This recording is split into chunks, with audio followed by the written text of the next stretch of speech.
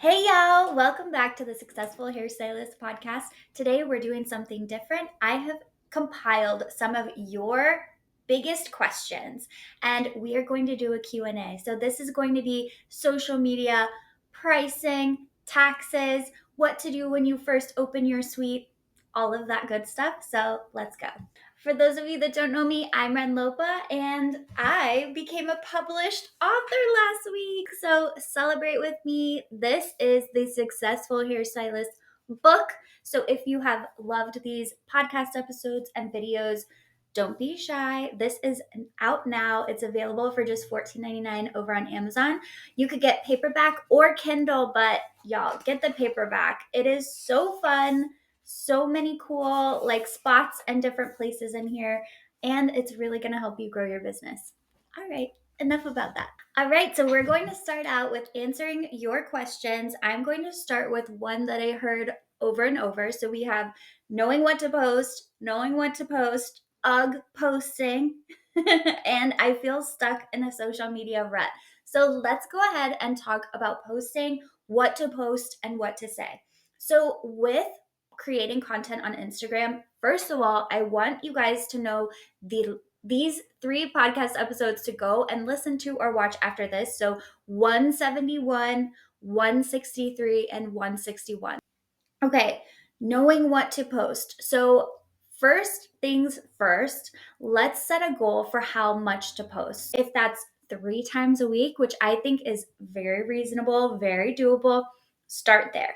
Those 3 days a week are when you can also do your stories. So this means that you have 4 full days that you're not having to post and you're not having to do stories. I think that is very achievable.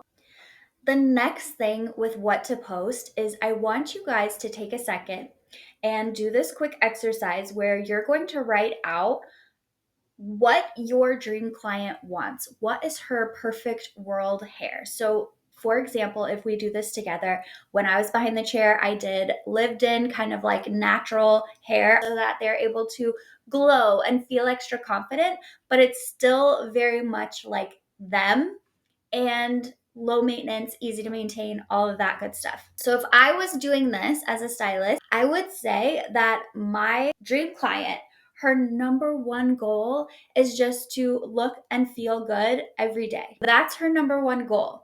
Underneath that are so many things that get in the way of that goal. External factors. So we have like weather, time, family, she's not making it a priority. We have skill level. Does she even know how to make her hair look really great every day? Does she have the physical skills, the dexterity, the tools, the products to make that happen? Then there is like desire and motivation in terms of like feeling like it's worth it when she puts the effort in. How is she going to sleep at night to make it last a long time, right? All of these factors get in the way of her getting to where she wants to go. So I hope you guys are already getting a ton of ideas from talking through this, because here's what happens.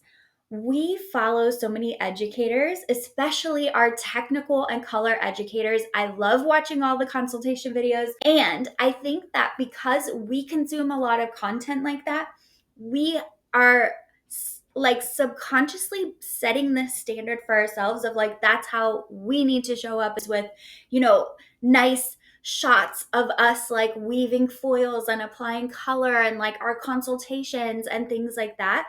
And I want you guys to understand that you don't have to do that. You can bring all of this great energy with the topics that we just talked about without it being at that, complicated level. Even if your 3 posts a week, every week, are photos and not videos, that's okay. Even if they are recycled hair photos from a year ago because you haven't taken any new photos lately, that's okay. Even if they're photos pulled from the Oscars so that you could just talk about, what you noticed or what you'd like to play around with or trends that you saw. If you do photos of your space or yourself or anything like that, it is going to be okay. So when you're blocked on what to post, I want you guys to go back to the basics. what does my dream client want more than anything? And then what are the things getting in her way? If we can shift the focus from ourselves and being so worried about how we might be perceived, and we put it onto her and just showing up for her, it is so much easier to show up, okay? And lastly, on this topic, don't be afraid to get crickets, to have nobody like your post, to have no comments, to have nobody who sees it, no engagement whatsoever, and feel a little dumb or silly for putting something out there that didn't traditionally do well. Okay, so that's on what to post. All right, our next question is all about engagement. This is what it says. I need more engagement. So many of my clients tell me, oh, I saw that one post, blah, blah, blah. It was great. My clients and non clients see my posts but do not engage with them. The same handful of people are the ones liking and commenting, reminding and telling them in chair works for like a week. Then they forget, or I don't know. I really don't know why they don't. Even when I tell them it helps me out. Ugh. Anyone else have this problem? Okay, so I even posted this comment in my Instagram stories, and it was like 99% of you agreed that you feel the same exact way. Let's talk about engagement and how to get more engagement. The first thing that I want to say is that if your clients come in and they say, oh my God, I saw that post, it was great, let's count that as a win. Okay, so our goal here is obviously to appreciate even the real life feedback we're getting on our posts. But how can you get more people actually engaging with your content? Is we need to train and teach our audience to do this, okay? Here are a few ways to do that. You're doing 3 posts a week, maybe every other week or every few posts. You're going to do a post specifically for engagement. When I go and look at a lot of people's profiles who say, I don't have any engagement, there really isn't any content there that encourages engagement. And I know some of you guys are thinking like, oh, well, I just want, like, if you're scrolling by, why can't you just like and drop like a fire emoji, right? Like, this isn't hard, but like, we need to take the responsibility of creating these moments. So here's what I mean by a engagement post. This would be a post where maybe you do 2 different selfies of your hair, different colors in your life. I know you've all had probably every color out there. So do a post that's all of your different hair colors and ask people, which one is your fave? 1, 2, 3, or 4. You can also do this with your clients after photos. Here are some of the my latest work. Which one is your favorite? 1, 2, 3, or 4. What we're doing there is we're being very direct and asking people to participate. We are not just writing something and hoping people participate. We are literally telling them. Number 2, we are asking for their opinion.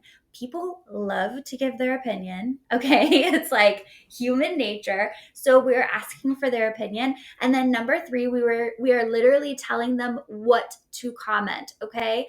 I want you guys to understand something. People really overthink what to say. And even to the point where they might type something and then erase it because they don't want to look dumb. They don't want to ask a dumb question. They don't want to say something wrong. They don't want to get made fun of. If you haven't already built a community on your page, which is different from just posting, then it's just going to take time. So also have that expectation. So then what happens? People are going to engage on these posts. You're going to reply to each one. They're going to see how fun it is. Then when you have regular content, they're going to be more likely to like and comment because you're building that rapport with people. I think we kind of see these larger accounts that get all of these comments and we're like, wow, why don't I have that? But we aren't seeing the years that that creator took to get people talking, to actively respond to everyone. And then the next thing with engagement, and I talked about this a little bit in last episode, episode 171, where if you want more engagement, go out and give more engagement. Go to your current followers list. Go down the list. You can see if people have stories. If they have stories, watch them, heart them, send like a fun, thoughtful reply to them. And then just pick a random 10 people and go and like their photos and leave a couple comments. What happens is like a psychological principle about reciprocity. When somebody does something for us, we want to reciprocate it, right? We feel it's just like human nature to want to reciprocate.